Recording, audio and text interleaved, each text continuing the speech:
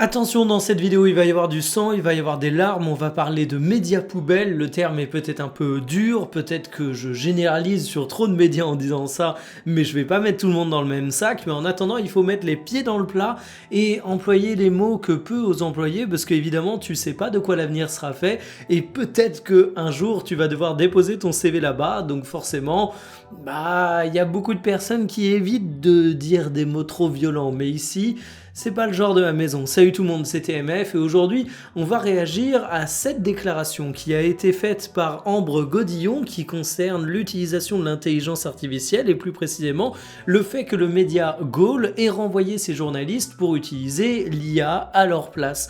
Alors dans cette vidéo on va pas faire de débat éthique sur l'intelligence artificielle et on va pas avoir de position dogmatique. En fait ce qui me dérange quand on parle de l'IA généralement, c'est qu'on a des personnes qui avancent par idéologie. Elles vont être anti-IA ou pro-IA par idéologie. Alors ça ne veut pas forcément dire que cette idéologie est basée sur rien. Il y a des questions éthiques, il y a des questions écologiques, il y a plein de bonnes questions, mais ici on va simplement se poser la question de l'impact concret sur le journalisme sportif. Est-il amené à disparaître ? Et pourquoi je parle de médias poubelles ? C'est tout simplement parce que dans certains cas, je dois bien avouer que je comprends pas comment les journalistes ne peuvent pas être remplacés par l'IA, étant donné qu'on leur demande de faire un travail depuis des années qui ressemblait déjà il y a 10 ans à ce qu'une IA faisait, et encore une IA médiocre à qui on aurait donné des consignes relativement médiocres. On va pas taper sur les hommes, on va pas taper sur les journalistes, on va taper sur le système. Sujet complexe, installez-vous confortablement et bienvenue pour cette nouvelle vidéo Talk My Football.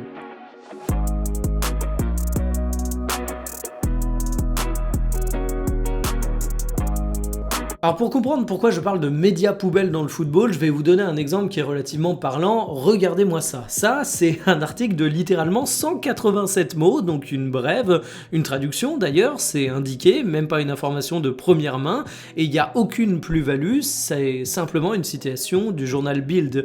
En plus de ça, tu restes purement factuel, tu n'apportes rien à l'information que tu relais, et un rédacteur n'a absolument aucune plus-value dans ce travail.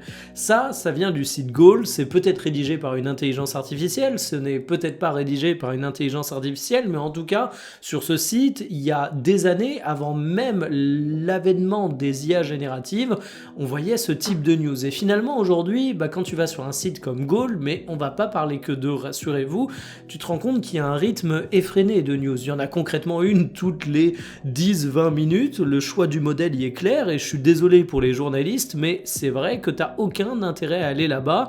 On n'a pas attendu l'IA pour ces articles de merde et du coup, quand Ambre Godillon va s'attrister du fait que Gaulle renvoie tous ses journalistes, moi la question que j'ai davantage envie de me poser, c'est pourquoi est-ce qu'ils ont employé des journalistes à un moment ? Parce que finalement, ça a de journalistes que la petite fiche de mission, mais en réalité, c'est des questions de rédacteurs web.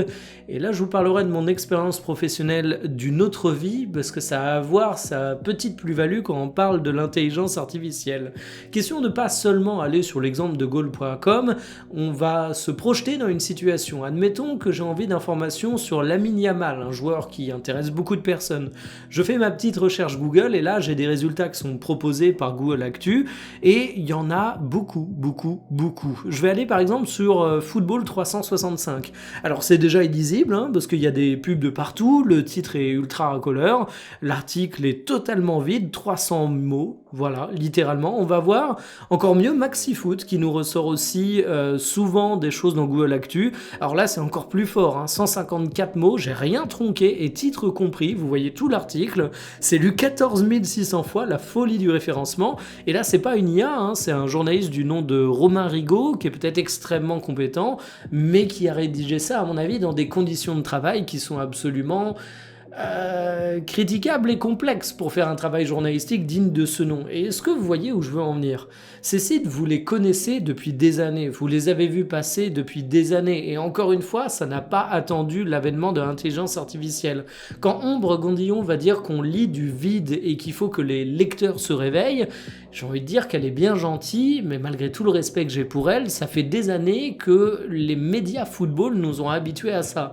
Il y a beaucoup de personnes qui vont aller taper sur des sites comme l'équipe, comme Eurosport, parce qu'ils sont pas d'accord avec le contenu qu'ils mettent en avant, mais je suis désolé, leurs articles ont quand même une toute autre gueule. Mais aujourd'hui, sur Internet, et depuis des années, t'as les médias footballistiques, type l'équipe, Eurosport et compagnie, qui ont quand même des ambitions d'écriture, qu'on trouve ça bon ou pas, mais après j'ai envie de dire c'est au jugement de chacun, et on a cette quantité de sites de merde absolument astronomiques qui vont nous pondre des mini-news de quelques dizaines, centaines de mots pour être gentil, simplement pour ressortir dans Google Actu, faire du clic et balancer énormément de publicité.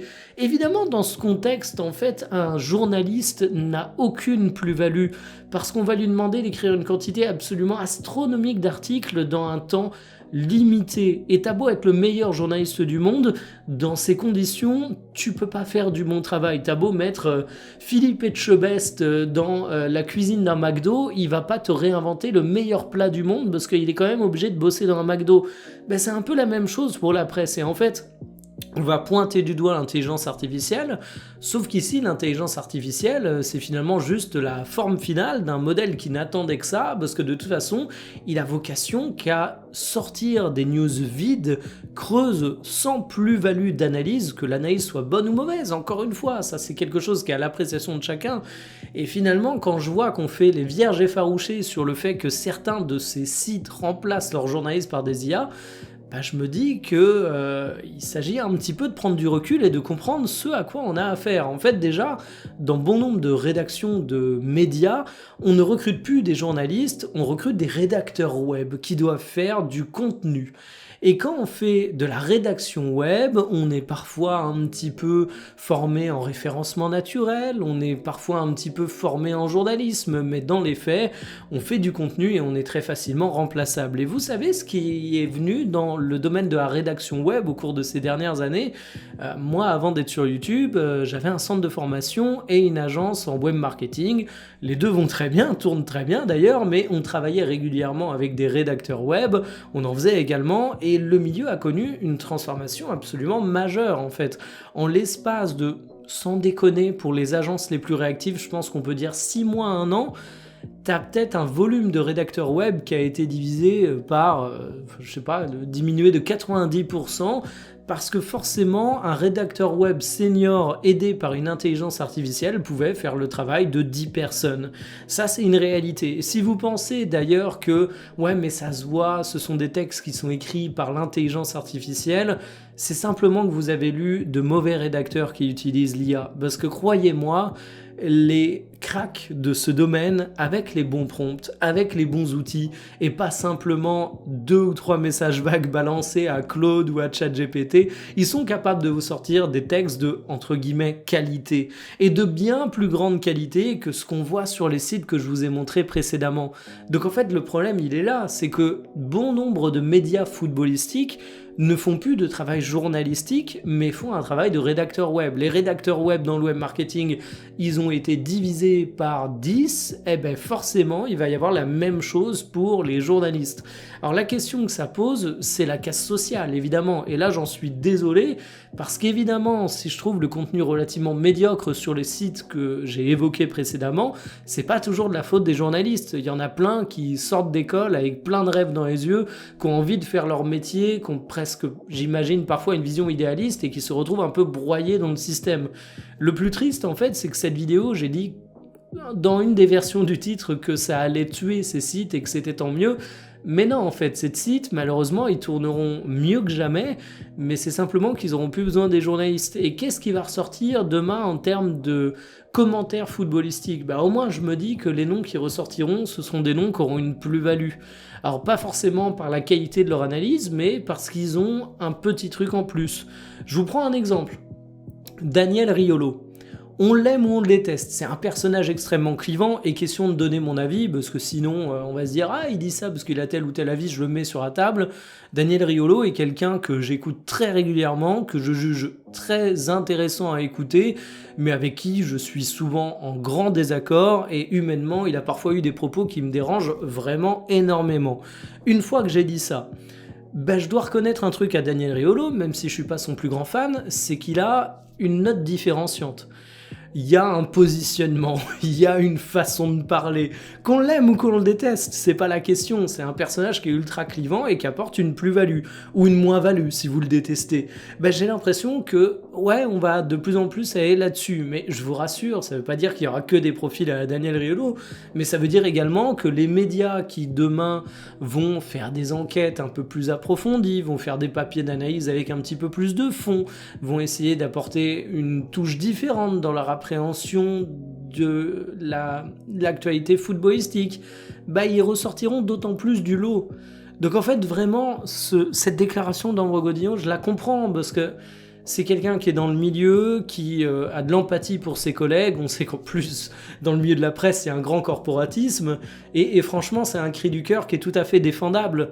Mais j'ai vraiment l'impression que c'est passer à côté d'une bonne partie de l'équation et du fait que ces sites, ils n'ont pas attendu l'intelligence artificielle pour pondre des quantités d'articles vides et sans intérêt, et que finalement, là, c'est juste le modèle qui se rattrape et qui va se perpétuer dans un sens assez nauséabond.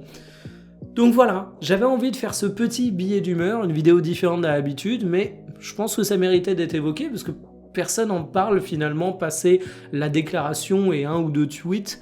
Là, on a pu peut-être creuser un peu le sujet. J'espère que ça vous aura intéressé. Moi, je vous dis à demain pour une prochaine. Salut!